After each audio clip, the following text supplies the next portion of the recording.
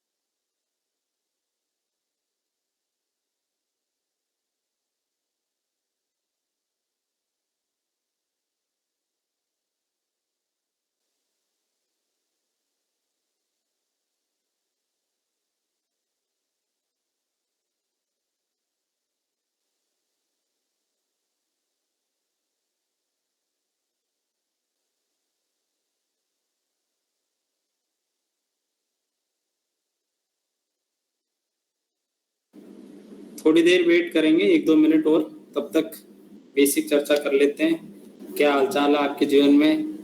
कोई बताना चाहता है, दुख सुख शेयर करना चाहता है तो चर्चा कर लो भाई।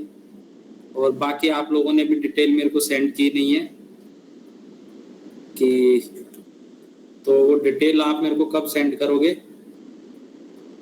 ये बता देना। आई होप कि अब वॉइस इको नहीं हो रही होगी।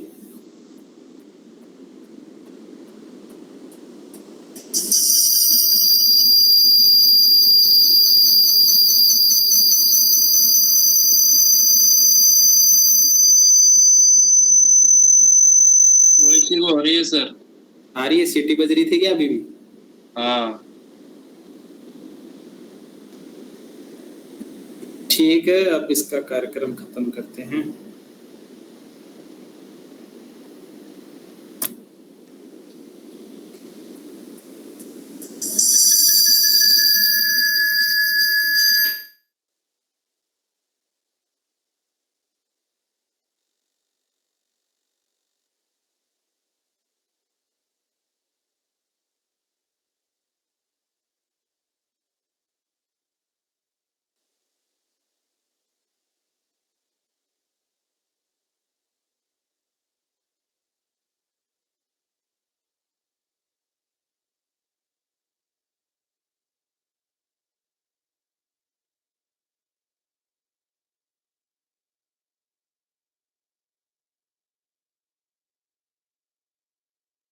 करना पड़ेगा।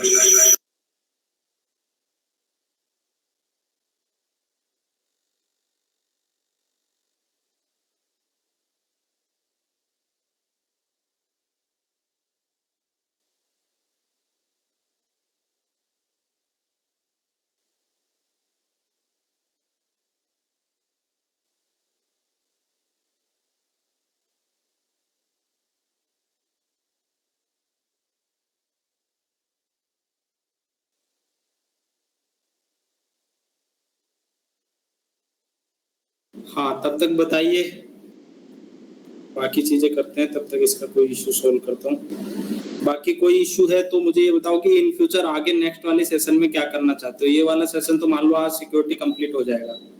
अब आपके पास है कुछ एक चीजें। आवाज आ रही है ना मेरी अभी? आ रही है सर।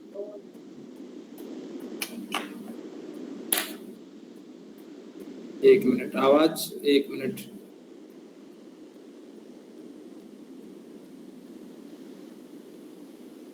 आवाज आ रही है मेरी? आ रही है सर। आ रही है?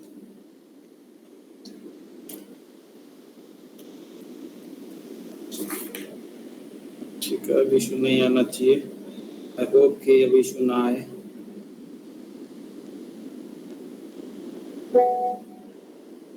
अब तो नहीं हो रही ना ये कोई इशू? अब क्लियर है?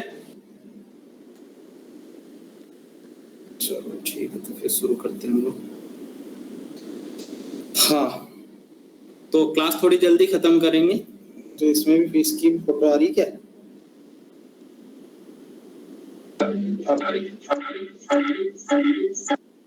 ये आज तो पूरा सिस्टम गड़बड़ है। और ठीक है, अब ठीक है?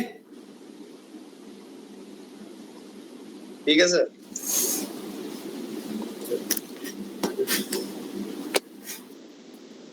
तो सेशन शुरू करें। तो हाँ भाई, बाकी बेसिक चीजें तो मैंने कल करवा दी थी। अब आगे हम लोग आगे स्टार्ट कर रहे हैं कि हम लोगों को आगे कैसे करना है। सिक्योरिटी का एक बेसिक स्ट्रक्चर तो समझ में आ गया होगा कि कैसे आंसर करने हैं। बस वैल्यू एडिशन में 365 के लेवल पर जो कंटेंट था,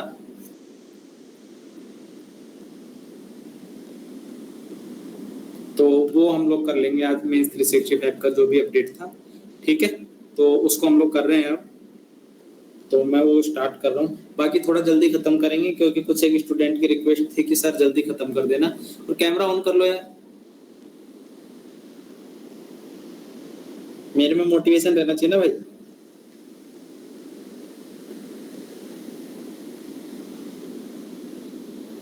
हाँ, तो यही थे हम कल।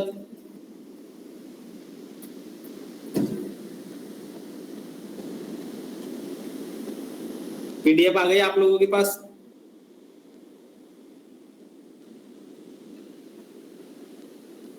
और आप सभी लोग ना कम से कम आरती को थैंक यू बोलो कि ये कम से कम जिनको रिकॉर्डिंग नहीं पहुंच पाती उनको रिकॉर्डिंग मिल जाती है। ठीक है, लेकिन अब मैं ये कोशिश करूंगा कि रिकॉर्डिंग ना दो, क्योंकि 2-4 लोग तो ऐसे पैदा हो गया ना कि सर रिकॉर्डिंग ही भेज दिया करो प्लीज, हम लाइव सेशन नहीं आ सकते। तो इतनी डिपेंडेंसी भी ठीक नहीं है। तो वो हम बंद कर रहे हैं आज से ये धंधा। आगे से कोई भी रिकॉर्डिंग मत मांगना भाई जो इस सेशन में अवेलेबल है, और ऑफलाइन भी मैं बोल दूंगा। ठीक है, आज से रिकॉर्डिंग मत करना, ये लास्ट रिकॉर्डिंग है। इन फ्यूचर कोई रिकॉर्डिंग नहीं करना, और हम किसी को भी रिकॉर्डिंग नहीं प्रोवाइड करवाएंगे, भले से उसका मेंस कर लो आज, कोई फर्क नहीं पड़ता। जिसको आना होगा टाइम पे आएगा, अपने अनुसार मैनेज करेगा। ठीक है, तो शुरू करते हैं हम लोग। बाकी तो बेसिक देखो, कुछ एक चीजें ना मैं क्या चाह रहा हूँ इन फ्यूचर प्लानिंग, जो मेंस लिखने हैं वो एक सिमुलेटर दे दे, जितना जल्दी पॉसिबल हो सके उतना जल्दी। बाकी अभ्यास है 25, 26, 27 को, वो तो आपको देना ही देना है। ठीक है, एक बार सिलेबस उससे पहले कंप्लीट करना है, और एक बार ऑप्शनल उससे पहले निपटा देनी है। ठीक है, रही बात कुछ एक चीजों की, तो मैं फॉर्मेटिंग तो मैं करवा दे रहा हूँ, मतलब वैल्यू एडिशन भी मैं करवा दे रहा हूँ, लेकिन कोशिश करो कि खुद के एंड के पे भी इनको एप्लीकेबल बनाना। जैसे टेस्ट अगर लिखोगे लो तो ही इसको एप्लीकेशन को यूज कर पाओगे, इनकी एप्लीकेशंस को आप यूज कर पाओगे, नहीं तो फिर कोई मतलब नहीं क्लास लेने का। ठीक है, ओनली क्लास लेने से कोई भला नहीं होने वाला, मैं आपको पहले बता देता हूँ। जो ये सोच रहे हैं कि क्लास ले लेंगे ना हमारा जीवन बदल जाएगा, तो वो नहीं बदलेगा।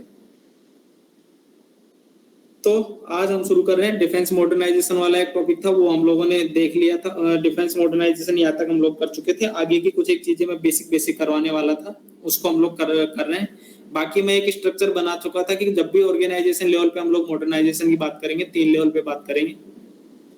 ऑर्गेनाइजेशन लेवल पर उसमें क्या चेंज करेंगे, लॉ एंड ऑर्डर में उसके में क्या चेंज कर सकते हैं, और उसके टेक्नोलॉजिकल एस्पेक्ट में क्या चेंज कर सकते हैं। ठीक है, तीन ही सेक्टर बचते हैं जहां पे इसको बोलते हैं स्टेक होल्डर बेस्ड अप्रोच। अगर इसको भी माइन्योर लेवल पे तोड़ेंगे तो उसके कार्यबल है, उसके लिए क्या कर सकते हैं, उसके नियम कानून है, उसके लिए क्या कर सकते हैं। ठीक है, तो माइन्योर लेवल पर बाद में तोड़ेंगे।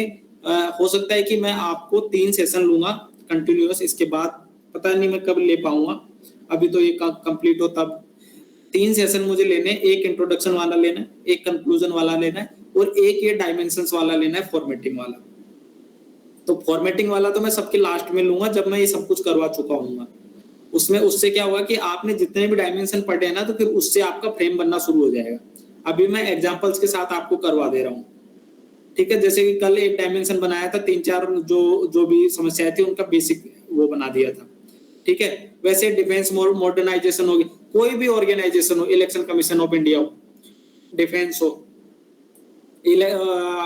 पुलिस रिफॉर्म हो, कुछ किसी भी ऑर्गेनाइजेशन रिलेटेड रिफॉर्म हो, 3 लेवल पर ही रिफॉर्म हो सकता है। ऑर्गेनाइजेशन लेवल पर रिफॉर्म क्या हो सकता है, उसके क्षेत्र जो रीजन होता है स्पेसिफिक, उसके कार्यबल पे क्या प्रभाव पड़ेगा, या उसके कार्य प्रणाली को कैसे बदलेंगे, या फिर उसका वर्क कल्चर, वर्क एथिक्स, इनमें क्या चेंज कर सकते हैं, या उसके लॉ एंड ऑर्डर, लॉ कानून और व्यवस्था में कैसे चेंज कर सकते हैं, उसमें टेक्नोलॉजिकल एडवांसमेंट कैसे कर सकते हैं। तो 4-5 ही डायमेंशन है, उस पर हम लोगों को डेवलपमेंट करना है।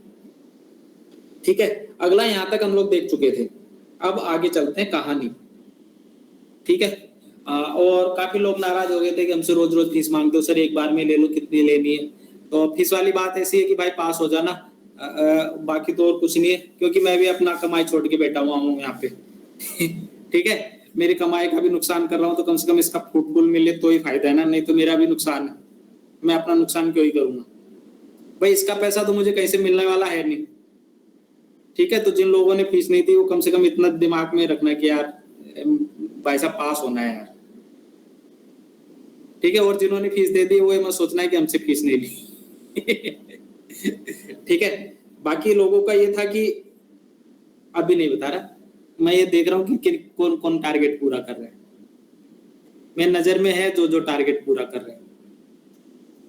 अगली बात करते हैं, रक्षा अधिग्रहण प्रक्रिया 2020 बाय ग्लोबल, एक व्यवस्था उसमें यहाँ इससे पहले का मैं पढ़ा चुका हूँ तो वो नहीं पढ़ा रहा हूँ। ठीक है, इससे पहले का करवा चुका हूँ तो इसको आप लोग पढ़ चुके होंगे। ठीक है, पहला था जीडीपी में 2.9% हम लोग एक्सपेंडिचर कर रहे हैं रक्षा का। सेकंड सबसे बड़ा हथियार आया था, उससे पहले 5 वर्षों तक 2017 से 2021 तक इंडिया सबसे बड़ा। स्पीड थोड़ी कम करोगे, कल कुछ लोगों की शिकायत थी कि आप थोड़ा जल्दी पढ़ा रहे हैं।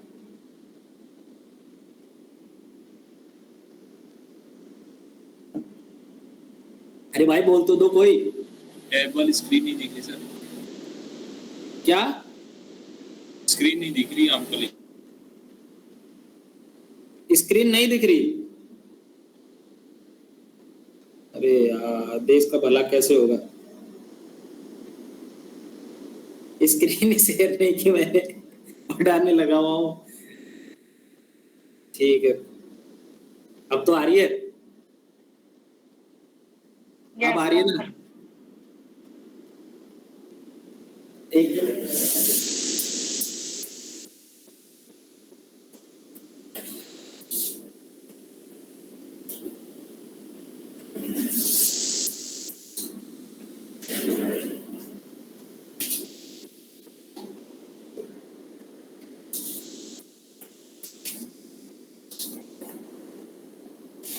हाँ भाई अब ठीक है। हाँ ठीक है, तो यहाँ तक हम लोग कर चुके थे, जैसे 2.9% जीडीपी एक्सपेंडिचर, सेकंड सबसे बड़े आयात तक 2021 तक, 2017 से 2021 तक हम सबसे बड़े आयातक रहे। ये और ऑलरेडी सिप्री की रिपोर्ट के अनुसार 0.2% हम निर्यातक बने गए। हमारा टारगेट कितना था, कौन बताएगा कितना टारगेट था? हाँ इधर कौन है, हाँ शिल्पा बताओ कितना टारगेट था हमारा 2025 तक? मोदी जी ने बोला था कि इतने बेच के जाऊंगा।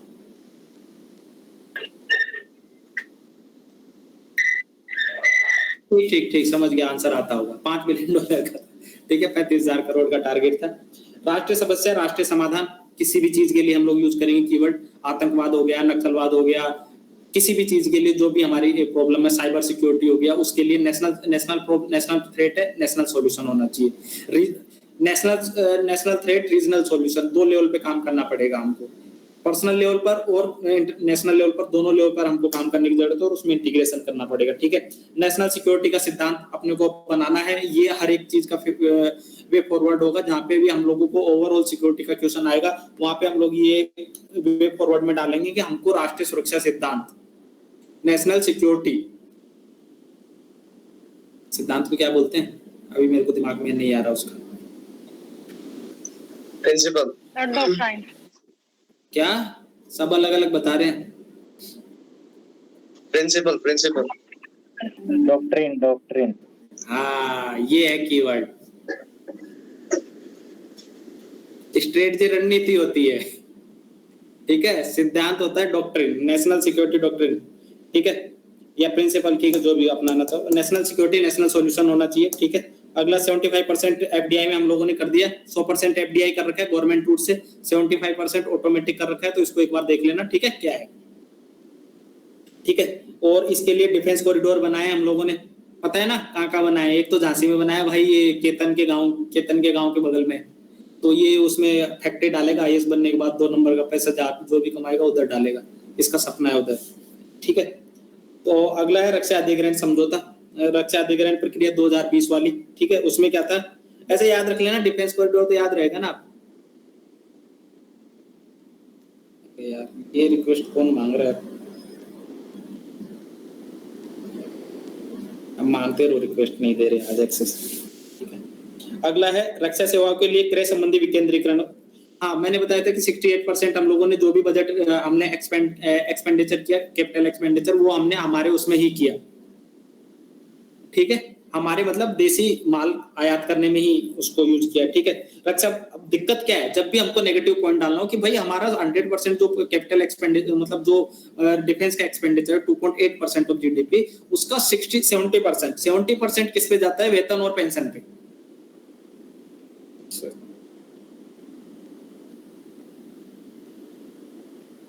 क्या हो गया,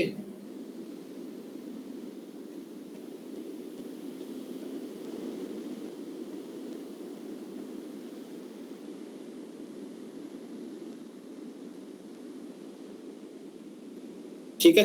अगला है फिर उसके बाद कि हम रेवेन्यू जो भी कैपिटल एक्सपेंडिचर पे ओनली हम 30% ही एक्सपेंडिचर कर रहे हैं, 70% तो हम पुराना माल को जैसे कोई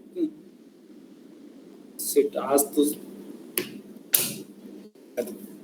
अब ठीक है, ये कर लिया, ये हम लोग ऑलरेडी कर चुके हैं, मैं इसको पहले भी बता चुका था, ठीक है। अगला है कि भाई स्वदेशीकरण और रिसर्च एंड डेवलपमेंट को बढ़ाने के लिए हम लोगों को और मतलब 3 गुना वृद्धि करने का हमने लक्ष्य रखा है। और सबसे बड़ी चीज जहां पे भी आपका ये ऐसा इंडस्ट्री रिलेटेड प्रॉब्लम है, तो उसका सॉल्यूशन है कि जो भी एजुकेशन इंस्टीट्यूट है, मतलब संस्थागत, उनका जो भी निजी क्षेत्र है उनके साथ जुड़ाव, उद्योग और शिक्षण संस्थाओं का जुड़ाव, ताकि रिसर्च इनोवेशन में एक साथ जुड़ाव हो सके, इंटीग्रेशन हो सके, और हम उसमें R&D आगे करके उस समस्या का समाधान कर सके।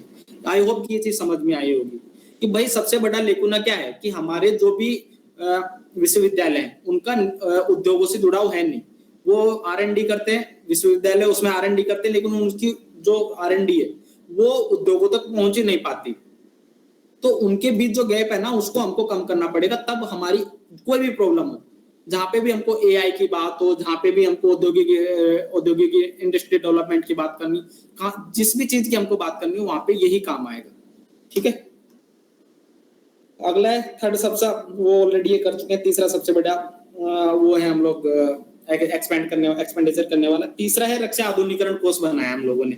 अरे वो मोदी जी ने बोला था कि भाई वित्त आयोग को मैं तेरे को 6 वर्षों का बनाऊंगा, तो बोला सब क्या करना पड़ेगा मेरे को नया, बोला ऐसे करना 2.5 लाख करोड़ ना अपन मजे से अलग जुगाड़ करवा देना, ठीक है। तो वो 2.5 लाख करोड़ रुपए का जो फंड था ना, वो नॉन लैप्सेबल बनवाया ताकि ये लैप्स ना हो हर साल, और बढ़िया मजे से डिफेंस का मॉडर्नाइजेशन करवाएंगे। हम मॉडर्नाइजेशन के लेवल पे कुछ भी करवाओ, लेकिन 2.5 लाख करोड़ रुपए का सतूना है। और हमारा एक स्टेटमेंट है, हमारा एक पॉइंट बन गया बस, कि हम लोगों ने डिफेंस फंड फंक्शनरीज और फंड के लेवल पर हम लोगों ने 2.5 लाख करोड़ रुपए स्पेसिफिक उसके लिए वो कर रखा है प्रावधान, ठीक है। संचित निधि का भाग होगा, PSU में भी निवेश करेंगे।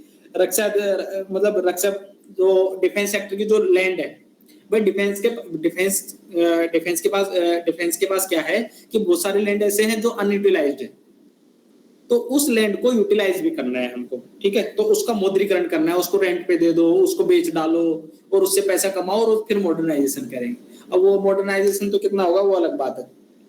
अगला उसने कहा कि CAPF और पुलिस में भी करेंगे उसका पैसा, ओनली इसमें नहीं करेंगे। अब जैसे पुलिस रिफॉर्म आया ना, तो उसमें भी ये फंड काम आएगा। ओवरऑल सिक्योरिटी पर्सपेक्टिव से उन्होंने ये पैसा 2.5 लाख करोड़ रुपए दिया है कि भाई सेना पे नहीं खर्च करेंगे, राज्य भी थोड़ा बहुत खा सकते हैं इसमें से, हम भी खाएंगे, सब मिल बांट के खाएंगे। कितना? 2.5 लाख करोड़, ठीक है। अब अगला क्या है कि राजनाथ सिंह जी बोले कि यार मैं परेशान हूं, क्या करूं, कुछ तो नया मुझे करना पड़ेगा। तो मोदी जी ने कहा सर्जन करो साहब, सर्जन। तो सर्जन पोर्टल, उन्होंने कहा कि आज से सर्जन पोर्टल बना रहा हूं, मैं क्या करूंगा, अब उसमें जो भी माल मिलेगा ना आर्मी का, सब ऑनलाइन बेचूंगा। तो ये अपना एक पॉइंट हो गया। ठीक है, याद रहेगा ना। ऐसे ऐसे मैं इस तरीके से बताने की कोशिश इसलिए कर रहा हूँ ताकि आपको लॉन्ग टर्म मेमोरी में चले जाए और आपको याद रहे। बाकी तो आप मेंस लिख रहे हो तो आपको अच्छे से पता है कि कैसे क्या करना है। ठीक है, इसने क्या किया कि one stop shop online portal बना दी कि सर्जन पोर्टल। हाँ, तो मोदी जी राजनाथ सिंह ने कहा कि क्या करे, तो सर्जन पोर्टल बना दो साहब, माल बेचेंगे जितना भी इंडस्ट्री मतलब इंडियनाइजेशन जगह जो भी प्रोडक्ट होगा ना, सारा एक वेबसाइट पे मिलेगा और वहीं से खरीदेंगे अपन। तो वो थी सर्जन पोर्टल। तो अपने को इसको याद रखना है। ये अपने कहाँ पे आएगी, डिफेंस का, जहां पे भी इंडियनाइजेशन आ जाएगा, डिफेंस मॉडर्नाइजेशन, वहां पे भी एक पॉइंट काम आ जाएगा। तो हर जगह काम आ जाएगा। ठीक है, अगला इन्होंने क्या किया कि भाई ये ऐसे तो काम पड़ नहीं रहा, चाइना ठोक गया। मतलब लोकल लैंग्वेज में बता रहा हूँ, इसको अपलोड करने वाला हूं नहीं, आप लोग ही देखोगे, इसलिए मैं नहीं चाह रहा कि रिकॉर्डेड हो। ठीक है, तो भाई चाइना ठोक के चला गया उधर गलवान वैली में। तो इंडिया ने कहा कि यार कुछ तो नया करना पड़ेगा।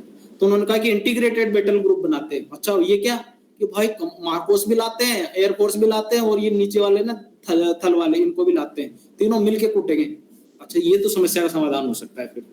तो इंटीग्रेट बैटल ग्रुप याद रहेगा मॉडर्नाइजेशन में, ऑर्गेनाइजेशन के लेवल पे। अगला कहा सीडीएस। दूसरी दिक्कत ये रही थी, एयरफोर्स वाला बोलो ना, मैं तो मानूंगा ही नहीं तेरी बात, मेरे बराबर का ही तो है भाई नरवाणी जी, तुम मेरे बराबर का। आर्मी वाला बोलता है नहीं मेरे पास पावर ज्यादा, मेरी बात माननी चाहिए। एयरफोर्स वाला बोलता है मैं बम गिराता हूँ ऊपर से, मेरी बात मानोगे। आर्मी वाला बोलता है बॉर्डर तो मैं सिक्योर करता हूँ, मेरी माननी चाहिए। तीनों ने बोला तीनों की नहीं मानेंगे। कौन काम करेगा तुम्हारे ऊपर? सीडीएस काम करेगा। सीडीएस हमारा एक पॉइंट बन जाएगा डिफेंस ऑर्गेनाइजेशन के लेवल पर सुधार करने के लिए। तीसरा है theatre command. Integrated battle group ना, एक्चुअल में जो मैंने पहले बताया ना थिएटर कमांड बता दिया। इंटीग्रेटेड बैटल ग्रुप ना छोटे वो रहेंगे, मतलब रहेंगे वही एक तरीके से, ट्राई सर्विस रहेगी उसमें भी, लेकिन छोटे वो रहेंगे, छोटे समूह में रहेंगे। तो वो क्या करेंगे, कहीं पे भी जैसे मान लो हमने सर्जिकल स्ट्राइक की या किसी ने आक्रमण कर दिया, तो तुरंत इंटीग्रेटेड बैटल ग्रुप को वहां पे डिप्लॉय किया जा सकेगा। छोटे लेवल पर सशक्त रूप से वो रहेंगे। ठीक है, हाँ भाई इतना ठीक है। अगला है डीआरडीओ, हिंदुस्तान एरोनॉटिक्स लिमिटेड ने रक्षा उद्योग गलियारे बनाए। वो ऑलरेडी मैं बात कर चुका। केतन उसमें प्लानिंग कर रहे हैं पैसा इन्वेस्ट करने का, आईएएस बनने के बाद पता रहेगा। एक यूपी में बना, यूपी केतन यूपी से है, और एक तमिलनाडु से। तमिलनाडु में जिसको बनना वो बन जाना भाई। ठीक है, किसी का नाम है क्या ऐसा तमिलनाडु? ये आशुतोष लग रहा है, आशुतोष तमिलनाडु से, ऐसे सोच लेना। ठीक है, अगला है हाइब्रिड वॉरफेयर। हाइब्रिड वॉरफेयर अपने आप में की टर्म है। जहां पे भी हम सिक्योरिटी चैलेंज की बात करेंगे ना, देखो एक तो हो गया कारण, दूसरा होता है चैलेंजेस। चैलेंजेस क्या है? चैलेंजेस ज्योग्राफिकल चैलेंज देखा हमने, लेकिन एक चैलेंज क्या है कि हाइब्रिड वॉरफेयर का जमाना आ गया है। कन्वेंशनल वॉरफेयर खत्म हो गए। अगर कन्वेंशनल वॉरफेयर से जीतना होता तो कब की लड़ाई, वो जमाने चले गए। अब 5th generation 4th generation warfare होने लग गए। स्पेस से एक मिसाइल गिराएंगे और निपटा देंगे। दूसरा साइबर एम्स का डाटा हैक करेंगे और पूरा का पूरा प्रधानमंत्री जी को क्या क्या बीमारी है वो सारा निकाल लेंगे। बाद में प्रधानमंत्री जी को वैसे ही स्लो पॉइजन दे देंगे, निपटा देंगे। ऐसा बोलना नहीं है, बस मैं समझा रहा हूं, याद रहे आपको। ठीक है, क्योंकि एम्स में तो मोदी जी का भी डेटा था ना भाई। अगला तो इन सब को बोलेंगे हाइब्रिड वॉरफेयर। ठीक है, अगला मैंने ऑलरेडी बोला था कि उद्योग। ये यूपीएससी में ना एक बोर्ड है, किसका? राज शुक्ला सर का। उसको अगर आपने ये लाइन बोल दी कि भाई इंडस्ट्री, अकादमिक और सर आर्मी, तीनों का इंटीग्रेशन जरूरी है, तो तुम्हारे 50 नंबर वैसे बढ़ जाएंगे। ठीक है, तो ये लाइन याद रख लेना भाई। ठीक है, अगला नौसेना के लिए ठीक है, इसको छोड़ दो। इंटीग्रेटेड थिएटर कमांड में ऑलरेडी आपको ये समझा चुका। ठीक है, इसके अलावा कहाँ है हम लोगों को, कहाँ बनानी है? वेस्टर्न फ्रंट पे, नॉर्दर्न फ्रंट पे और ईस्टर्न फ्रंट पे। 3 फ्रंट पे हम लोगों को प्लान है कि ट्राई सर्विस कमांड बनाएंगे हम लोग। अंडमान निकोबार पे तो ऑलरेडी हमारे पास है, ये है ना, ये तो पता होगा। अगला है करगिल रिव्यू कमेटी और सेक्रेटरी कमेटी। हर जगह नाचा है, जहां पे भी सिक्योरिटी आए नाचने के लिए बुला लेना। ये करगिल जहां पे भी कुछ ना मिले ना, करगिल रिव्यू कमेटी ने बोला था कि पाकिस्तान के 2 बार जूत मार के आने चाहिए दिन में, तो भी चलेगा तुम्हारे स्टेटमेंट। ऐसा लिखना नहीं है, लेकिन जहां पे भी आपके आर्गुमेंट को सब्स्टिट्यूट करने की जरूरत हो, जहां पे कंक्लूजन करने की जरूरत हो, इनका यूज करना दोनों का। ठीक है, हाइब्रिड वॉरफेयर मैं करवा चुका हूं। हाँ, हाइब्रिड वॉरफेयर में क्या होगा? साइबर भी होगा। 5th generation, 4th generation, 3rd generation, तीनों वॉरफेयर में बता चुका। ठीक है, इसको कुछ करना। इंटरऑपरेबिलिटी का इशू है, क्यों जरूरत है? इसलिए तो ट्राई सर्विस कमांड बनाया, इंटीग्रेटेड बैटल ग्रुप बनाया। इंटरऑपरेबिलिटी समझता है ना क्या हो? क्या है? अरे वही पेटीएम का पैसा फोन पे से नहीं ले सकते थे ना पहले, आजकल दोनों एक हो गया ना, तो उसको इंटरऑपरेबिलिटी कहते हैं कि दूसरे का काम तीसरा कर सके, पहले का काम दूसरा कर सके।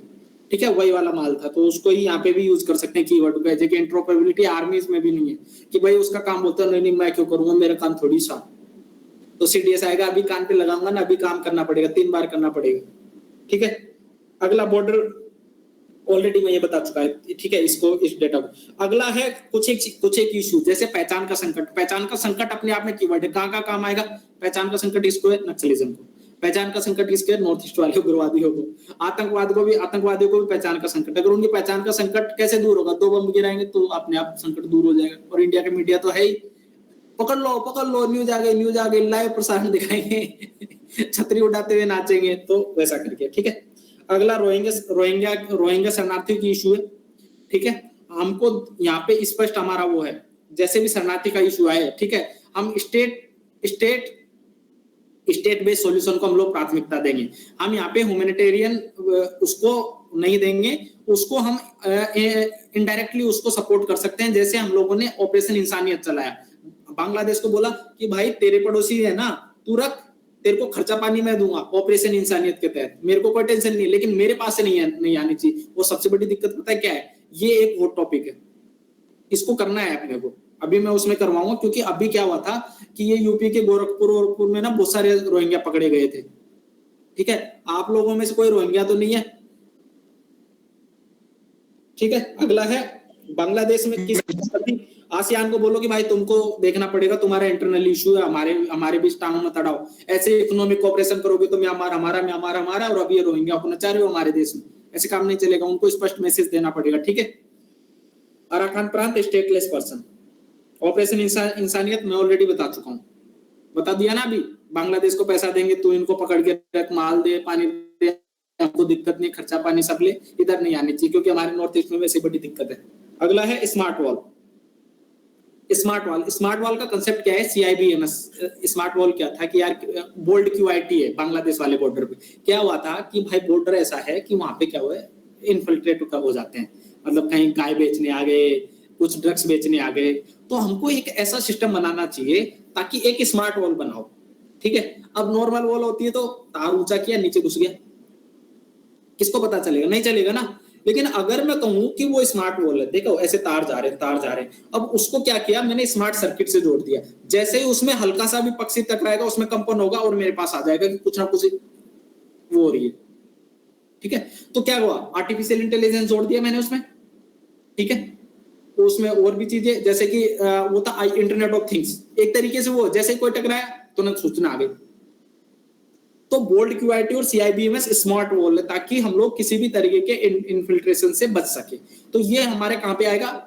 पोरस बॉर्डर है, वहां पे इसका सॉल्यूशन है। बांग्लादेश बॉर्डर पे नदी किसी में, स्मार्ट वॉल लगाओ ना भाई, कौन आएगा तुरंत पता चल जाएगा। भाई हम जहां पे गश्त नहीं कर सकते वहां पे कुछ ना कुछ तो हमको सॉल्यूशन लेना पड़ेगा ऐसा। अगला है उचित सीमांकन का विवाद किसके साथ है? पाकिस्तान के साथ क्या क्या है, कौन कौन से क्षेत्र?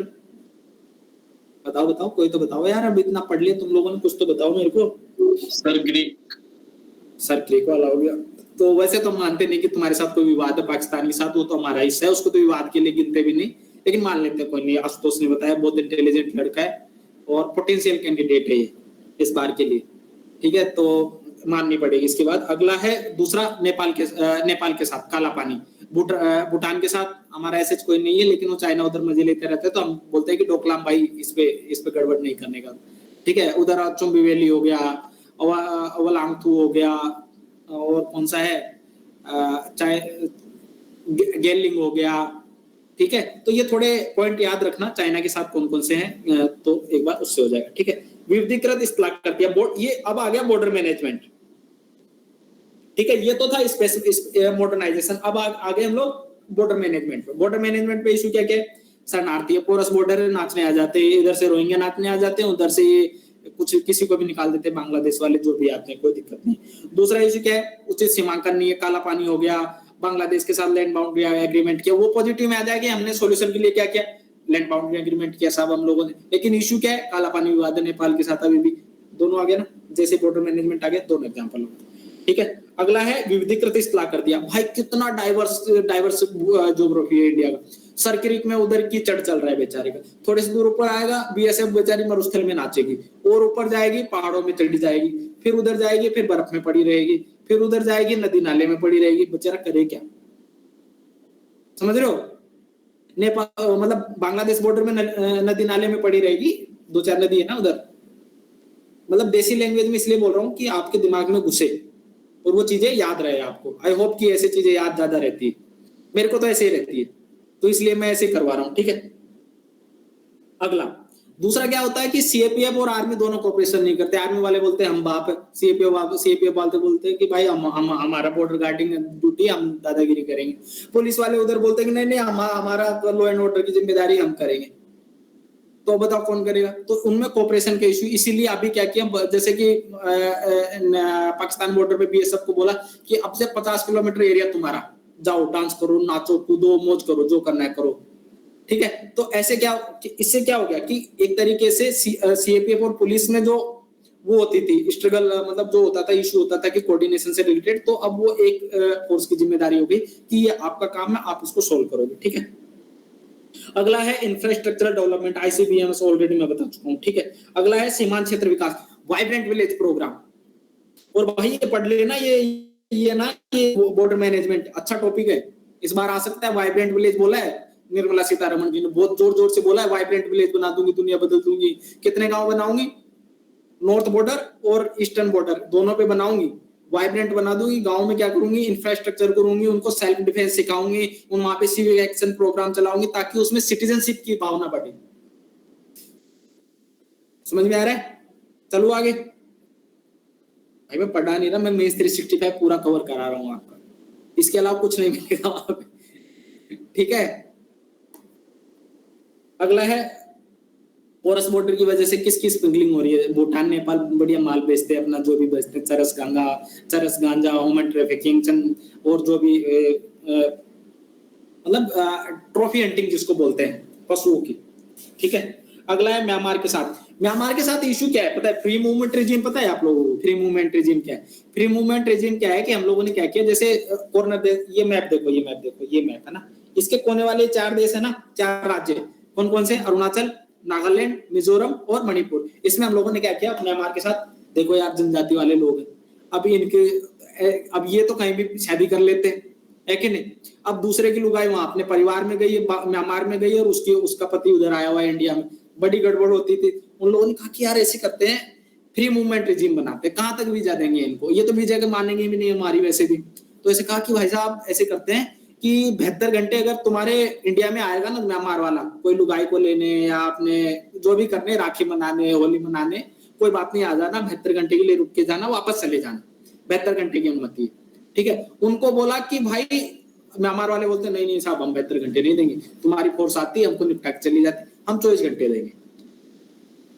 तो 24 आवर के लिए इंडिया का कोई भी पर्सन, मतलब बॉर्डर एरियाज के जो 4 राज्य के लोग हैं वो वहां पे जाके आ सकते हैं 24 आवर के लिए। तो ये है फ्री मूवमेंट रिजीम। लेकिन इसमें मजा क्या है कि भाई लुगाई गई, ठीक है, बोलते मैं तो अपने घर वालों से मिलने जा रही हूँ साहब म्यांमार में, उधर से ड्रग की थैली लेके आएगी और इधर ट्रैफिकिंग करेगी, तो बड़ा इशू है।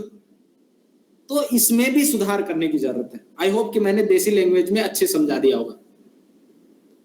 हथियारों की तस्करी कर लेगी, कुछ जो भी करना है वो कर लेगी, ठीक है, कर लेगी कर लेगा दोनों, मतलब कर ले, महिला लड़कियां ऑफेंड मत करना भाई, ठीक है। अगला कोस्टल मैरीटाइम पुलिस। अब देखो कोस्टल भी अपने आप में 7511 किलोमीटर की कोस्टल बाउंड्री है हमारी, ठीक है। हम लोगों ने इस बार ना एक स्पेसिफिक नेवल ऑफिसर नियुक्त किया है ताकि कोस्टल बॉर्डर पुलिस है,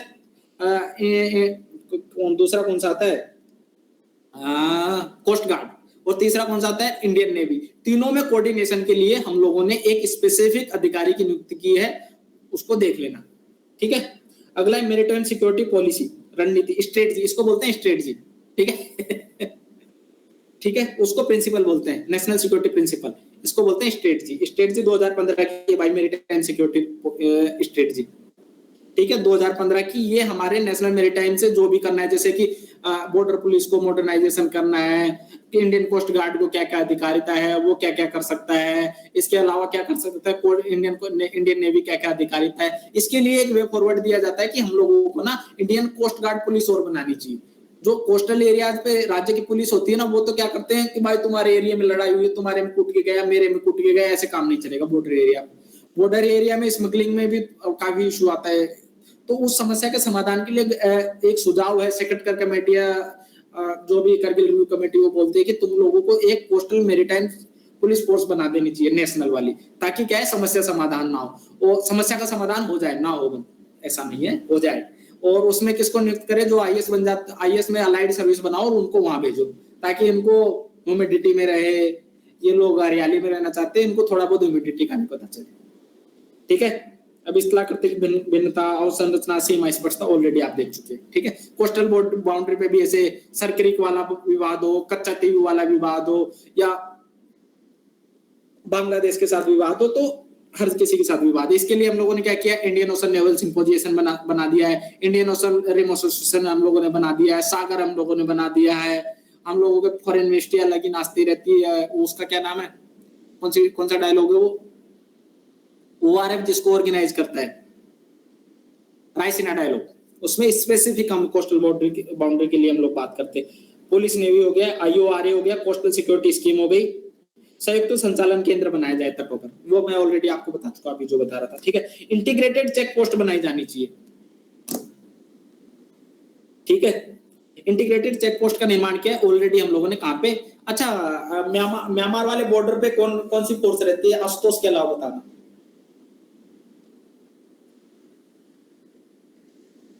और आर्मी रहती। और कोई, देख लो महानुभाव कितना कितना कितना डीप नॉलेज है आप लोगों का। बताओ भाई, म्यांमार बॉर्डर पर कौन सी सीमा, कौन से लोग रहते हैं? Sir Assam rifle. हाँ, ये जवाब सुनना चाहता था मैं। ऐसे इंटेलिजेंट लोग मुझे पसंद है, अब यही क्लियर करेंगे आगे एग्जाम। ये लोग चुप रहते हैं, क्या होगा देश का। तीस्ता और बराक नदी विवाद आपको पता ही है कि इसके साथ है हमारा, किसके साथ, बांग्लादेश के साथ। ठीक है, एक सीमा एक सैन्य बल रणनीति अपनानी चाहिए कि भाई एक साथ कोऑर्डिनेशन हो, ताकि हम लोग लैंड बाउंड्री एग्रीमेंट 2015 वाला बांग्लादेश के साथ कर चुके हैं। यार बहुत ज्यादा टाइम लग रहा है, पर आज के सेशन में इस तरीके से मैं पढ़ाऊंगा ना तो बहुत ज्यादा टाइम लग जाएगा। मैं एग्जांपल्स डिटेल सब कुछ वो कर रहा हूँ, ये ऑलरेडी हम कर चुके थे कि भाई राज्य केंद्रित अवधारणा से नागरिक केंद्रित अवधारणा की ओर हमको जाना पड़ेगा। सीआईबीएमएस में आप ऑलरेडी आप लोगों को करवा चुका हूँ, मधुकर गुप्ता कमेटी में ऑलरेडी करवा चुका हूँ, बोर्ड क्यूआईटी में आप लोगों को करवा चुका हूँ, बांग्लादेश बॉर्डर पर। ठीक है, अगला एक बेस्ट प्रैक्टिस पता है क्या हो सकती है, बॉर्डर एरिया पर सिक्योरिटी से रिलेटेड। मैक्सिको और यूएसए का बेस्ट एग्जांपल, उसने बोला कि मैक्सिको तू भी दीवार में पैसा देगा, इंडिया को भी करना चाहिए ऐसा। सुझाव तो दे ही सकते हैं, जब जहाँ पे कुछ नहीं मिले ना तो बोलना कि भाई हमको नेपाल और भूटान को बोलना चाहिए कि तुम भी बॉर्डर बनाने में पैसा दो, हमारे पास पैसा नहीं है इतना, आधा पैसा तो दो। ठीक है, अगला यूएनएससी में नेवी क्या है, समुद्री सुरक्षा से संबंधित इंडिया ने क्या किया, 5 पॉइंट स्ट्रेटेजी दी। पिछली बार क्या, मोदी जी को यूएन में बुला लिया यार। अब मोदी जी ना कहीं भी जाते ना कुछ फेंक के आते हैं। ठीक है, तो जैसे उनको बुलाया, मोदी जी ने फेंकी 5 पॉइंट स्ट्रेटेजी मैरीटाइम सिक्योरिटी से रिलेटेड। तो मैरीटाइम सिक्योरिटी से रिलेटेड 5 पॉइंट स्ट्रेटेजी, तो बस इतना सा ही लिख के आना, बाकी उसमें पता है क्या है, हम कोऑपरेशन करेंगे, हम दूसरे की सीमा में प्रवेश नहीं करेंगे, तो वही कॉमन वाली चीज है। बस मोदी जी ने बोला मैरीटाइम सिक्योरिटी के 5 पॉइंट स्ट्रेटेजी मेरे नाम से, आज से मैं पंचशील के नाम से दूसरा माल बेचूंगा, तो ये याद रखना। ठीक है, अगला है इंडिया की इकोनॉमी, ब्लू इकोनॉमी आपको पता है क्या होती है, Sagar security and growth for all region, UNC United Nation वो लो ऑफ सीज वाला हो गया। ठीक है, क्वाड हो गया, सोमालिया समुद्री, देखो समुद्री लुटेरे से बचने के लिए हम लोग इस बार एक्ट लाए हैं 2023 वाला, तो उसको देख लेना एक बार। ठीक है, और मैरीटाइम सिक्योरिटी, मेरी मतलब कोस्टल एरिया से एक क्वेश्चन आएगा, या तो पेपर 3 में कोस्टल इकोनॉमी पे क्वेश्चन आ जाए, या कोस्टल बाउंड्री सिक्योरिटी पे क्वेश्चन आ जाए, लेकिन एक कोस्टल एरिया से क्वेश्चन आएगा इस बार, या कोई पोर्ट लेड डेवलपमेंट आ जाए। तो ये इंपॉर्टेंट सेक्शन है, तीनों सेक्शन में कहीं ना कहीं एक क्वेश्चन आएगा। ये जिबूती और कोड ऑफ कंडक्ट, हम लोग क्या है कि भाई ये समुद्री लुटेरे माल लूटते हैं, जिबूती वालों ने बोला कि हम ही बना देते कोड ऑफ कंडक्ट, क्या दिक्कत है, टेंशन ही खत्म। जिबूती में बैठा कोई और उधर वाले लूटते, सोमालिया वाले, तो बोला कि हम ही कंट्रोल करेंगे। तो समुद्री लुटेरों को रोकने के लिए लोगों ने जिबूती कोड ऑफ कंडक्ट बनाया था। इंडिया ने बोला कि हम साइन करेंगे, बिल्कुल इसको रेटिफाई भी करेंगे, लेकिन हम लोगों ने भी रेटिफाई नहीं किया, हम लोगों ने इसको साइंस सिग्नेटरी है, इसको बोलते हैं पेट्रोपायरेसी। ठीक है, समुद्री सुरक्षा कार्यक्रम लगाओ, लोम चार्टर है एक सी सिक्योरिटी से रिलेटेड, हिंद महासागर की सामरिक, हाँ हिंद महासागर ना इंडियन ओशन नया एक ऐसा जोन बन गया है कि जो हेजेमनी डेवलपमेंट का। आपने रिमलैंड थ्योरी पढ़ी है? रिमलैंड थ्योरी किसी ने? रिमलैंड थ्योरी कहती है कि जो जो कोस्टल एरियाज पे राज करेगा ना, जो वर्ल्ड पावर कोस्टल एरियाज पे राज करेगी ना, वही पूरे वर्ल्ड पे राज करेगी। तो हमेशा देखना यूएस के जितने भी नेवल बेस है ना, उसमें सबसे ज्यादा किसके हैं? यूएस के। ठीक है, तो इस तरीके से ये एक हिंद महासागर, इंडो पैसिफिक जोन, एक नया सामरिक क्षेत्र बन गया। हाँ संदीप जी। नहीं कुछ नहीं था, मैं तो वो रिमलैंड थ्योरी की बता रहा था सर। मैंने बता दिया सर, मैंने कहा आपको पता ही है, मेरे को पता है कि आपको पता होगा, तो मैंने कहा मैं ही बता देता हूँ।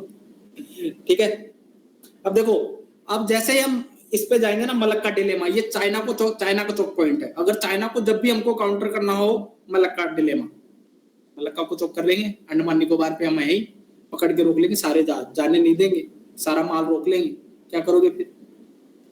ठीक है, अगला है हॉर्मुज, पता ही है आप लोगों को, तेल और संसाधन है, साउथ चाइना सशस्त्र संघर्ष, ये पता है। ग्लोबल टेररिज्म इंडेक्स है, इंडिया को 8वां सबसे प्रभावित क्षेत्र है, 2020 वाला है, तो नया अपडेट कर लेना भाई, है ना। इसमें क्या है, वैसे बाकी सारी चीजें यही होगी। अब देखो, आतंकवाद के 2 रीजन होते हैं, सामाजिक, सांस्कृतिक और नरजातीय कारक। आतंकवाद की कोई परिभाषा है क्या? बता दो, कोई परिभाषा है तो। एक्चुअली कोई मानक परिभाषा है ही नहीं, सबसे बड़ी दिक्कत ये है। अब ये नक्सलवादी है, नॉर्थ ईस्ट के उग्रवादी, सब आतंकवादी है ये एक तरीके से। भगत सिंह जी भी एक टाइम आतंकवादी थे, जो आज हमारे क्रांतिकारी। तो इसके मानक परिभाषा का अभाव होने के कारण अपने आप में चिंता का विषय है, और इसके बहुत सारे रीजन हो सकते हैं। जैसे कि सामाजिक आर्थिक कारक की बात करूं, तो क्या हो गया? वामपंथ हो गया, नक्सलिज्म हो गया। ठीक है, इसके अलावा बात करूं मैं अगर निर्जातीय कारक की, कल्चरल और इथेनिक रीजन की, तो उसमें क्या आ जाएगा? धर्म हो गया, रिलीजन हो गया, इथेनिसिटी हो गया, नॉर्थ ईस्ट वाला इशू हो गया, तो वो उसमें आ जाएगा। आई होप कि इतना क्लियर।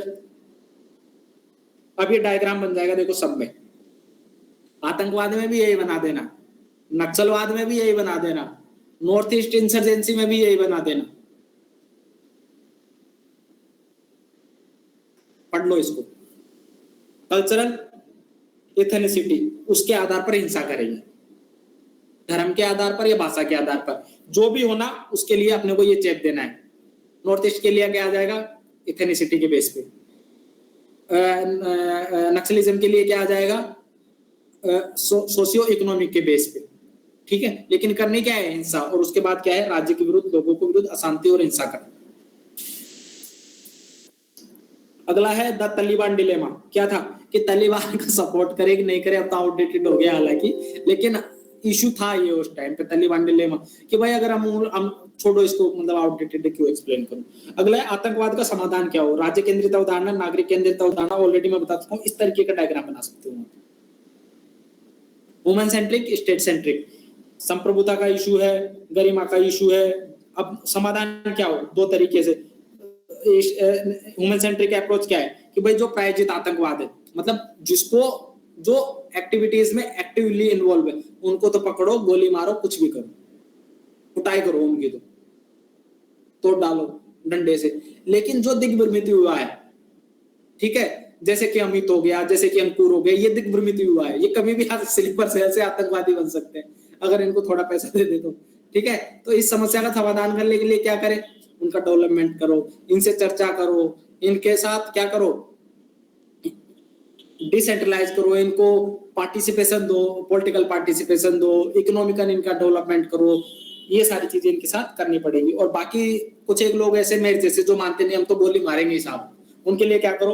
रो को पकड़ो, आईबी को पकड़ो और गोली चलाओ। डंडे से कूटो, लट से मारो, जो करना है करो। ठीक है, समझ में आया? किसी भी समस्या का समाधान दिखाना हो सबसे पहले पुलिस दिखाएगी। लॉ एंड ऑर्डर राज्य का स्टेट का लिस्ट का सब्जेक्ट है, राज्य उसको हैंडल करेगा। उसके बाद सीएपीएफ करेगी, आर्टिकल 355 याद है ना? 355 क्या है? 355 सेंट्री स्टेट रिलेशन पेपर 2 में एक इश्यू है, आर्टिकल 355। क्या इश्यू है कि भाई जहां पे भी जरूरत होती है केंद्र सरकार पुलिस भेज देती है, राज्य की मशीनरी ठप हो जाती है, करने कुछ देते नहीं हो, नाम लगा देते तो राज्य बर्बाद है।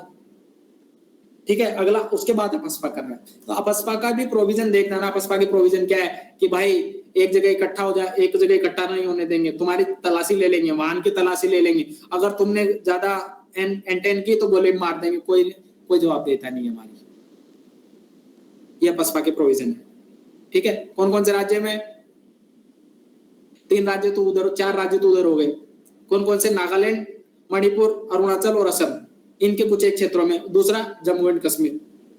ठीक, जम्मू एंड कश्मीर वाला अलग एक्ट से 1990 वाले से, और जो अपस्पा है 1958 वाले से, इन 4 राज्यों में। ठीक है, इतना क्लियर है?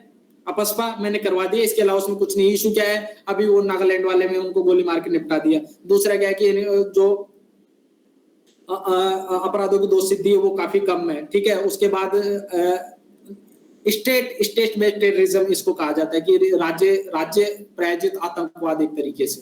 ठीक है, ये मतलब नागरिकों के साथ अच्छा व्यवहार नहीं है इनका, या फिर कह सकते हैं कि अधिकारों का दुरुपयोग करता है। बेसिक ये 4-5 ही। ठीक है, इसका सॉल्यूशन क्या हो कि भाई इनको ट्रेनिंग दो, इन सर्विस ट्रेनिंग दो, इनको और ह्यूमन सेंट्रिक अप्रोच की ओर लेके जाओ, अपस्पा को भी और वो करो, नागरिक केंद्रित अवधारणा दो, उनको अधिकार दो, बस ये हो गया। अपस्पा कंप्लीट मैंने करवा दिया है। ठीक है, इसके अलावा कुछ है नहीं उसमें। हाँ देखो, और कोई भी चीज नहीं, देखो ये मैंने यहाँ पे भी लिखा हुआ है कि ये सारी चीज जितने भी एक्ट है, जितने भी पॉलिसी है ना, जो भी स्टेट बेस्ड अप्रोच है, वो ओनली लक्षणों का समाधान कर सकते हैं। मान लो आपको बुखार हो गया, तो आपको बुखार होने के लिए, आपको अगर निमोनिया हो गया ना, तो आपको बुखार आने से रोक सकता है टेबलेट, आपका निमोनिया खत्म नहीं कर सकती एंटीबायोटिक दवा। तो ये एंटीबायोटिक दवा है एक तरीके से, कि आपका क्या होगा कि लक्षण है ना, जो भी प्रॉब्लम है वो तात्कालिक रूप से समाप्त हो जाएगी, लेकिन उसका समाधान अंतिम रूप से नहीं है। अंतिम रूप से समाधान क्या है? डेवलपमेंट करो, उनके साथ डील करो, उनके साथ हीलिंग टच दो, सिविक एक्शन प्रोग्राम चलाओ, उनके साथ ऑपरेशन सद्भावना चलाओ, WHAM चलाओ उनके साथ, वो सारे सॉल्यूशन। मेरे हिसाब से इतनी बार पढ़ा देना तो रट गया होगा इंटरनल सिक्योरिटी। ठीक है, अगला FATF आतंकवाद। देखो अभी आतंकवाद के समाधान के लिए संस्थागत उपाय हो गए।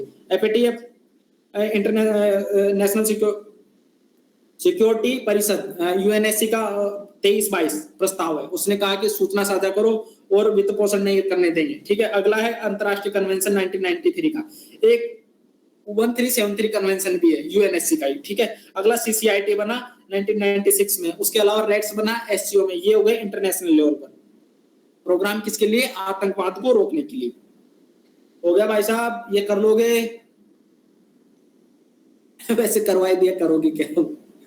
ठीक है, अगला है prevention of money laundering act, 2002 में आया, 2005 में इसके रूल लाए गए। ठीक है, अगला है UAPA 1967। आपको पता है, इसमें मजेदार बात बताऊं, 0.3% ही कन्वेक्शन रेट है। मतलब आओ जेल में पकड़ के रख लेंगे, जो भी सरकार के विरुद्ध बोलेगा अच्छे से दुढ़ाई करेंगे।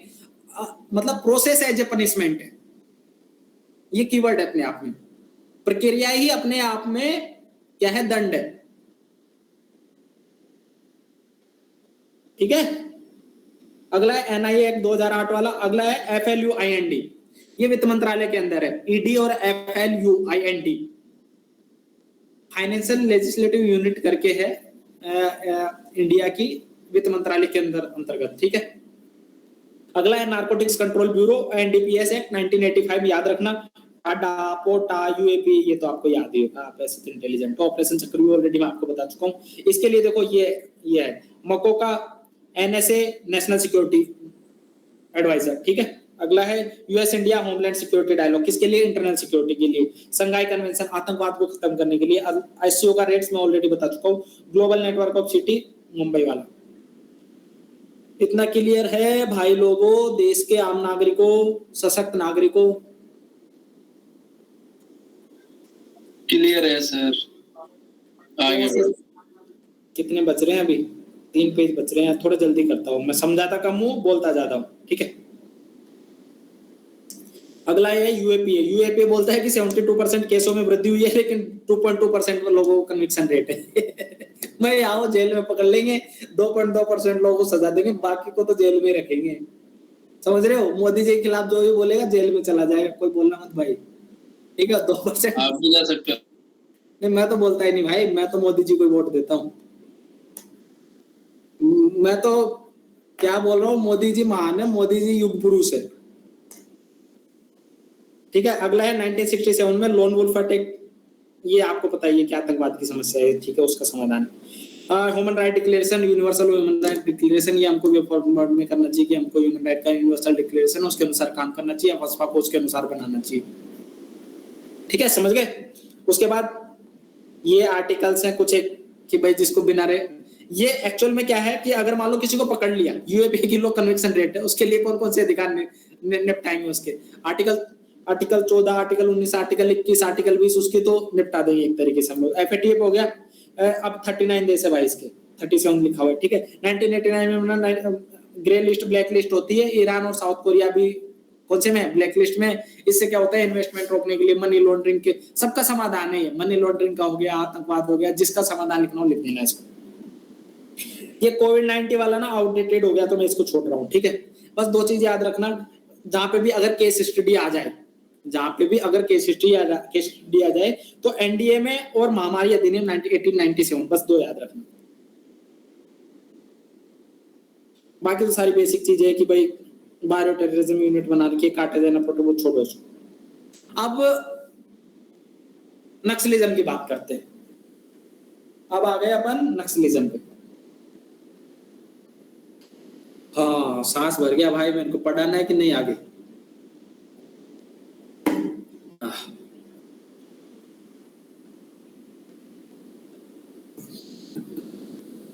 नक्सलिज्म की परिभाषा बता दो कोई यार।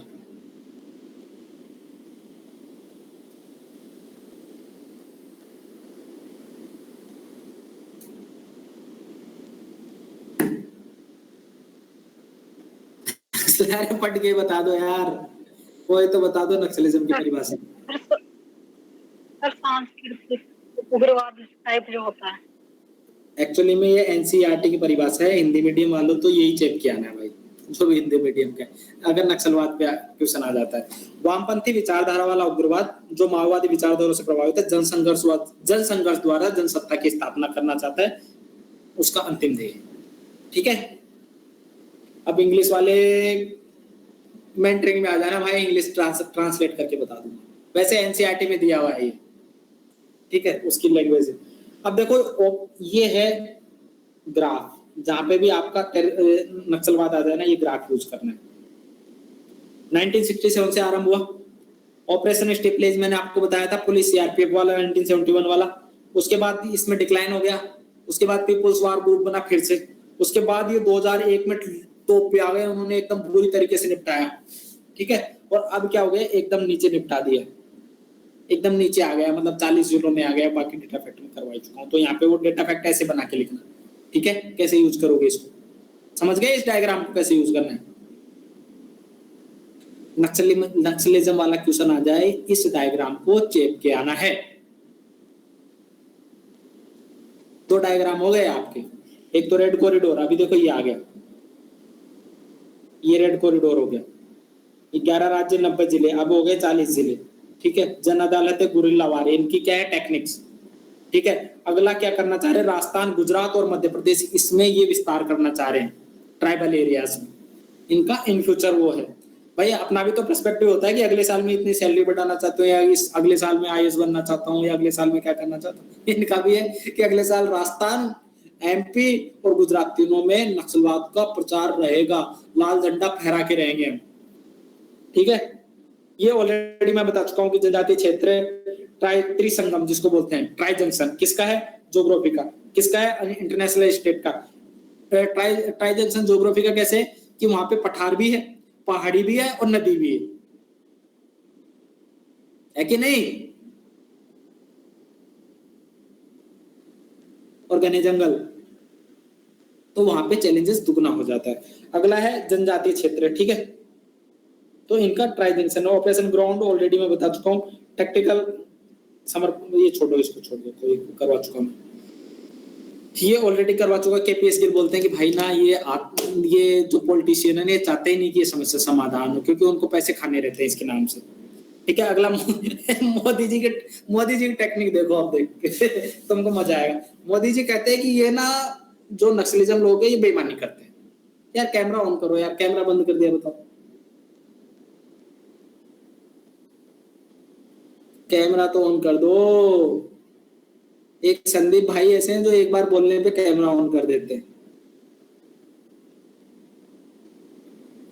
अभी मैं एक एक को देखता हूँ कौन कौन ने कैमरा ऑन कर रखा है।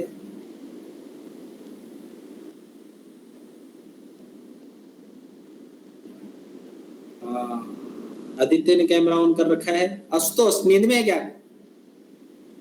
नहीं सर, तो टेक्निकल दिक्कत है इसलिए वो ऑन नहीं हो रहा है। अच्छा, तो तुम्हारे खिलाफ भी काउंटर प्रोपेगेंडा चलाना पड़ेगा मेरे को लग रहा है।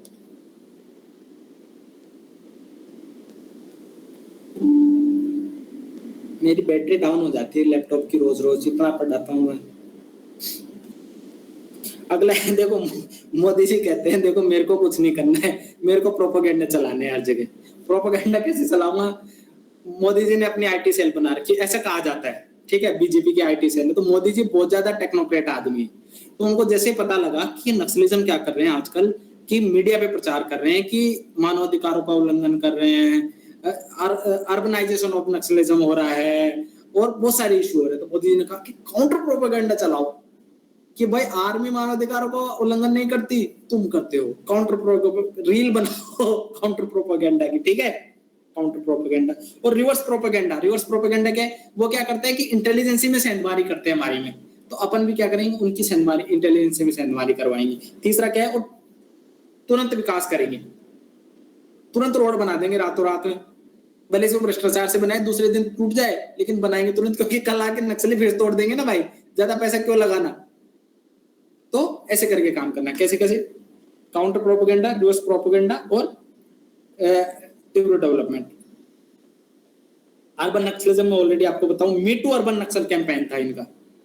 अगर नए आयामों की बात करूं नक्सलिज्म के, अगर मैं बात करूं, देखो एक तो कारण हो गए, एक चुनौती आ गई। चुनौती क्या है? Me too urban Naxalism campaign, ठीक है।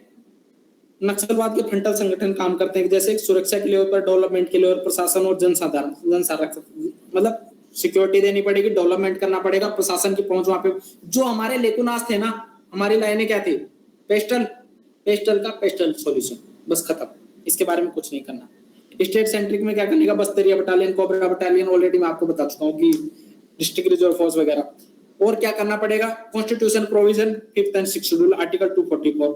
कॉन्स्टिट्यूशन प्रोविजन एसटी के लिए आर्टिकल 16 हो गया, आर्टिकल 330, आर्टिकल 342 हो गया, ठीक है। एफआर एक्ट 2006 हो गया, ठीक है। लैंड एक्विजिशन एक्ट हो गया 2013 वाला, एसटी एससी एक्ट हो गया 1989 वाला, और सिविल राइट प्रोटेक्शन एक्ट हो गया 1975 वाला। तो ये हो गए प्रोविजन, कौन से? Constitution and legal provision Naxalism की समस्या के समाधान के। आपको सारा माल इसी में मिल जाएगा, ठीक है। मैं 365 में इसके आसपास 19-20 चीजें रहेंगी, उसको देख लेना भाई। अगला है मनोवैज्ञानिक उपाय करो, ठीक है। अगला ओवरग्राउंड वर्कर, मैं नहीं बता रहा इसको डिटेल में, बस ये देख लो कि वो ओवरग्राउंड OGW क्या होता है, बस नाम याद रख लेना। अब देखो ऐसे समझो, ओवरग्राउंड वर्कर किसको बनाऊं? हाँ, अंजलि को बना देते हैं। ये क्या करती है कि वैसे तो नॉर्मल लाइफ जीती है, ठीक है, लेकिन क्या करती है कि भाई ओनली इंफॉर्मेशन देती है कि अच्छा वो आर्मी वाले ना आज वहां पे प्लानिंग कर रहे थे कि भाई वो काउंटर टेररिज्म का एक्शन लेंगे वहां पे। तो ये एज ए ओवरग्राउंड वर्कर काम करेगी, भाई उनको घर रहने की जगह दे देगी, ये तो मेरे दादा का लड़का, फूफा का लड़का, मामा का लड़का है, तो इसको मेरे घर रहने दो, ऐसे करके प्लान। तो ये हो गए ओवरग्राउंड वर्कर, ठीक है, बिना हथियारों के आतंकवादी। एक्चुअल में ये है नहीं, बस मैंने एग्जाम्पल देने के लिए समझा दिया। अगला है operation all out. Operation all out पता है आप लोगों को? सबको जीरो कर देंगे, 0 विकेट, ठीक है। एक एक आतंकवादी को पटक पटक के मारेंगे, कूट कूट के मारेंगे, ठीक है। अगला ऑपरेशन सद्भावना, भाई उनको कूटेंगे तो पब्लिक में भी अच्छे सेंटिमेंट लाने पड़ेंगे ना, ठीक है। उसके लिए ऑपरेशन सद्भावना, मिशन पहल 2021 वाली कि भाई जो कि नई पीढ़ी है उसके साथ कम्युनिकेट करे, आर्मी कम्युनिकेट करे, सीपीएफ कम्युनिकेट करे। अगला है उस्ताद हो गई, का हिमायत हो गई, उड़ान हो गई, नई उड़ान हो गई, ये प्रोग्राम है माइनॉरिटी के लिए। अब संगठित अपराध क्या होते हैं, नार्को टेररिज्म, ये देख लेना कि भाई क्या होता है, मनी लॉन्ड्रिंग, हवाला, साइबर अपराध, ये सारी चीजें होती हैं, इनको देख लेना। इसके लिए कोई एक्ट है, हाँ 1980 एक्ट का एक्ट है, यूएनओडीसी। एगमोंट क्या है, एक खुफिया एजेंसियों का समूह है जो क्या काम करता है, सबने कैमरा ऑफ कर दिया, उनका कैमरा खुलवाने का काम करता है।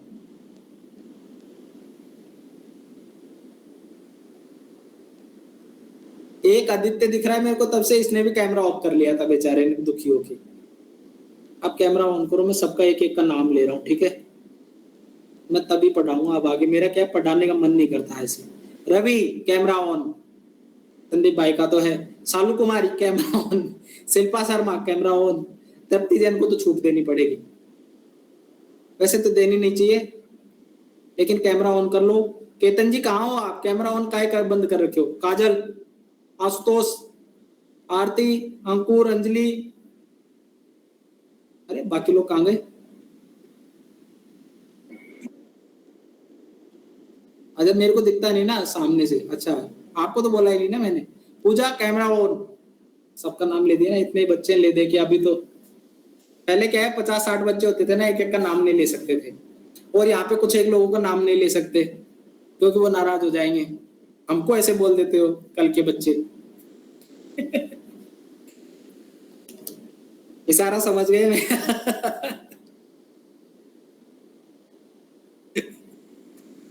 ठीक है, अगला फेमा और एफसीआर एक्ट 1973 का। ईडी आपको पता है, ईडी आजकल न्यूज में पता है ना, ईडी थोड़ा देख लेना भाई, मोदी जी का फेवरेट है ईडी का डायरेक्टर, उसको जाने नहीं दे, सुप्रीम कोर्ट से करवा ले कि नहीं तुमको ही रखेंगे 1 साल और, दुनिया बदल जाए आप नहीं जाओगे। एगमोंट समूह क्या है कि भाई आतंकवाद और मनी लॉन्ड्रिंग के लिए ना, जैसे इंटरपोल है ना वैसे ये एगमोंट है, तो इनको काम करना कहाँ पे यूज करोगे, अगर कोई भी सोल्यूशन है ना, लोकल सोल्यूशन ग्लोबल, इसको ऐसे करना, कोई भी वे फॉरवर्ड देखना, global local problem global solution, जैसे कि भाई हम लोग इंटरपोल और एगमोंट समूह जैसे समूह पर भी हम लोगों को कोऑपरेशन करना पड़ेगा, तभी हम समस्या का समाधान कर पाएंगे। अगला फिननेट हो गया, ठीक है।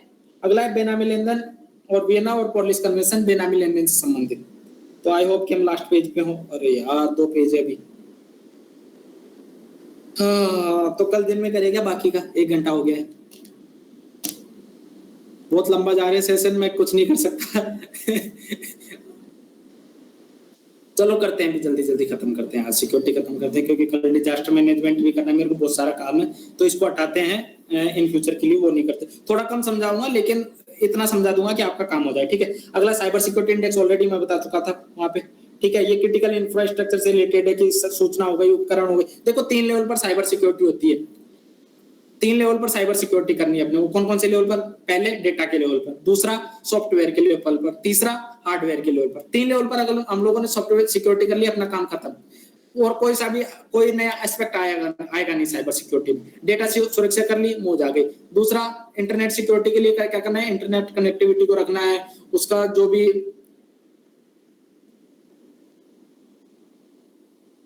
क्या, ठीक है, चलते हैं आगे। कुछ टेक्निकल कारण से मैं आगे बढ़ रहा हूँ क्योंकि मेरे को ज्यादा एक्सप्लेन नहीं करना है। अगला है सूचना प्रौद्योगिकी एक्ट 2000 वाला, आपको पता ही होगा इसके बारे में भी। सर्टिन इसके क्रिटिकल इंफॉर्मेशन इंफ्रास्ट्रक्चर इसी के तहत दर्जा दिया जाता है। अगर आपको मान लो क्रिटिकल इंफ्रास्ट्रक्चर का दर्जा दे दिया जाए, जैसे कि अभी मैं आपके लिए क्रिटिकल इंफॉर्मेशन इंफ्रास्ट्रक्चर हूँ, अगर मैं डूब गया, मैं मर गया, तो आपकी मेंस की तैयारी का बड़ा नुकसान हो सकता है। तो मैं क्या हो गया आपके लिए क्रिटिकल इंफॉर्मेशन, क्रिटिकल इंफ्रास्ट्रक्चर एक तरीके से, ठीक है। वैसे मोदी जी के लिए क्या है, एम्स।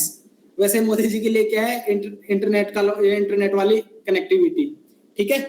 अगला है cyber security index. Cyber security के लिए हम लोगों ने पॉलिसी ला रखी है, ठीक है, वो कब 2013 वाली, ठीक है, लेकिन इसमें परमाणु हमला वाला माल शामिल नहीं है, ठीक है। National critical information infrastructure policy है।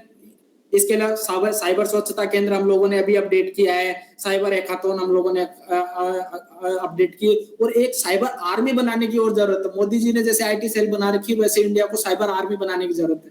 इन फ्यूचर, क्योंकि 5th जनरेशन वॉरफेयर में आपको साइबर हमलों से बचने के लिए और साइबर हमले करने के लिए साइबर आर्मी जरूरत पड़ेगी आपको, तो वो फ्यूचर की नीड है।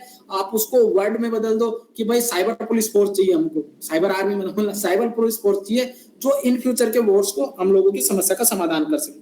ठीक है, अगला है नेशनल डिजिटल संचार नीति 2018 वाली। ठीक है, अगले कुछ एक ऑर्गेनाइजेशन जो साइबर सिक्योरिटी से रिलेटेड है, ये साइबर सिक्योरिटी पूरा।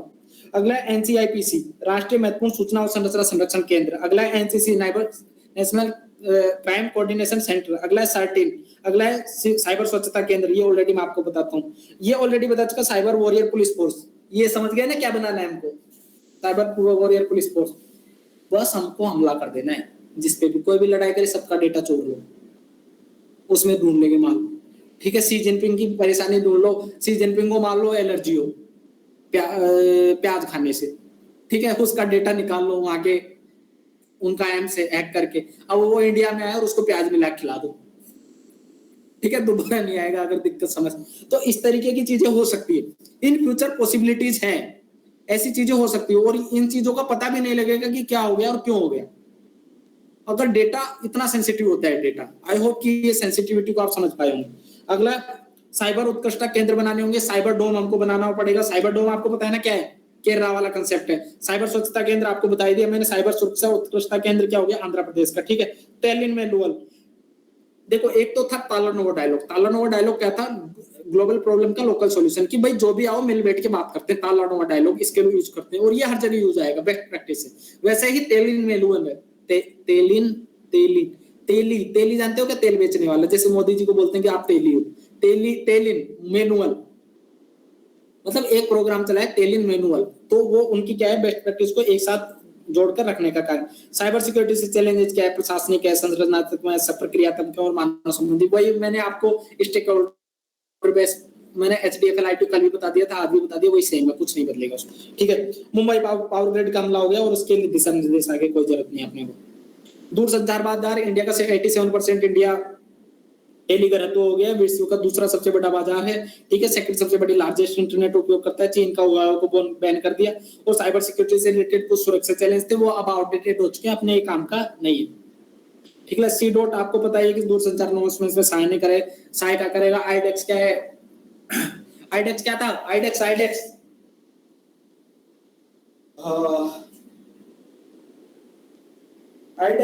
बताओ, आईडेक्स IDEX, अरे डिफेंस एक्सपो एक तरीके से था यार, उसमें नॉन मिस करने के लिए सरकार पैसा देगी स्टार्टअप को।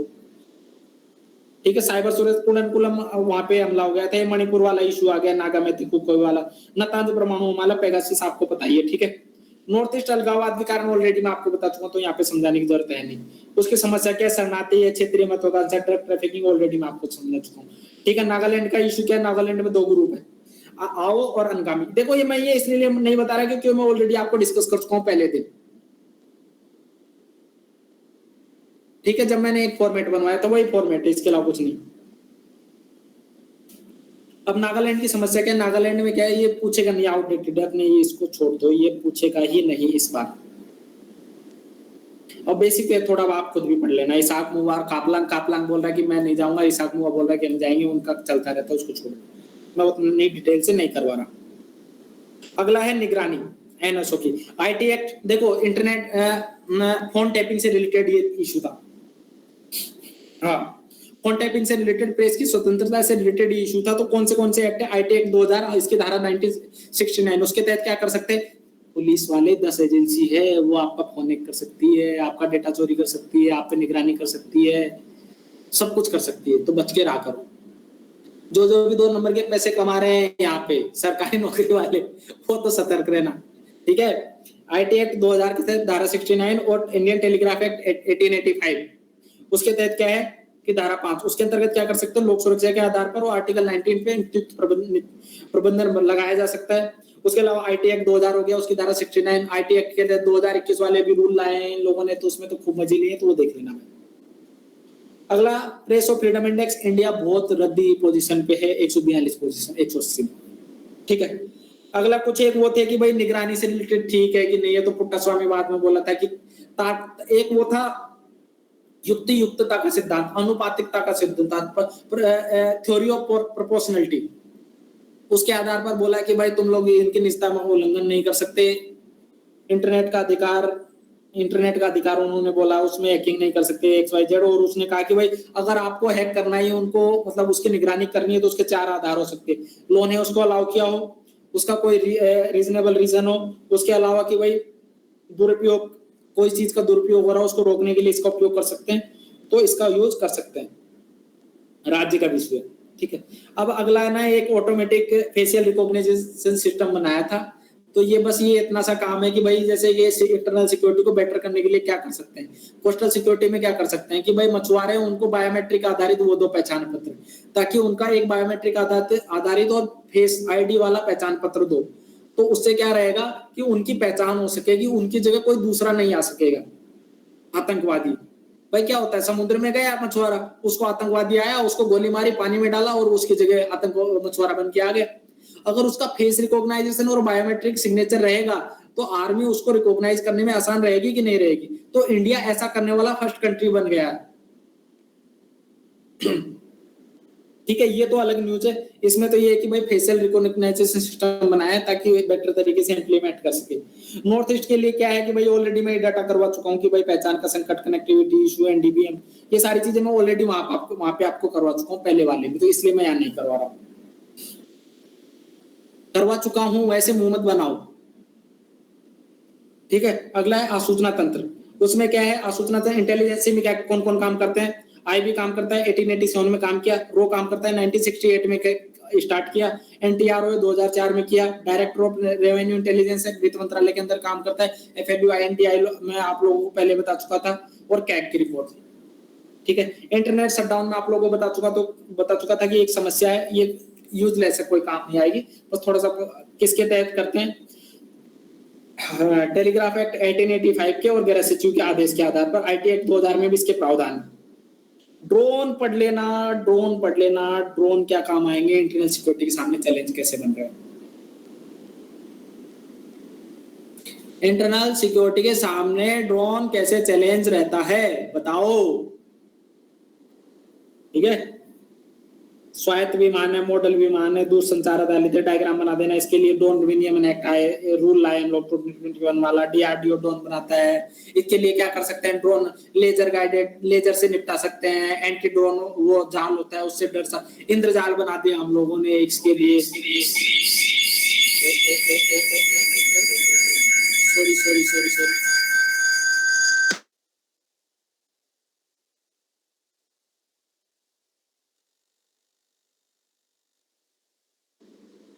ये बोल रहा है कि अब क्लास खत्म कर दो, अब बच्चे बोर हो गए, तो इनका पीछा छोड़ दो। आवाज आ रही है ना मेरी?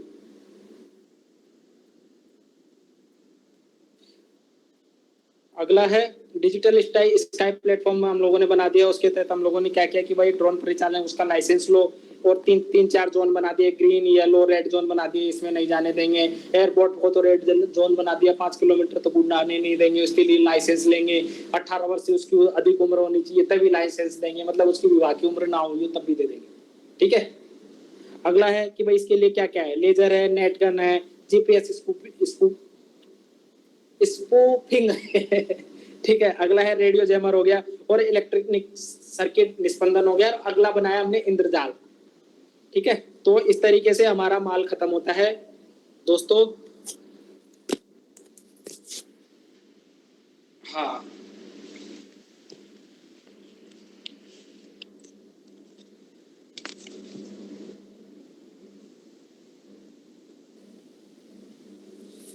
तो अब आप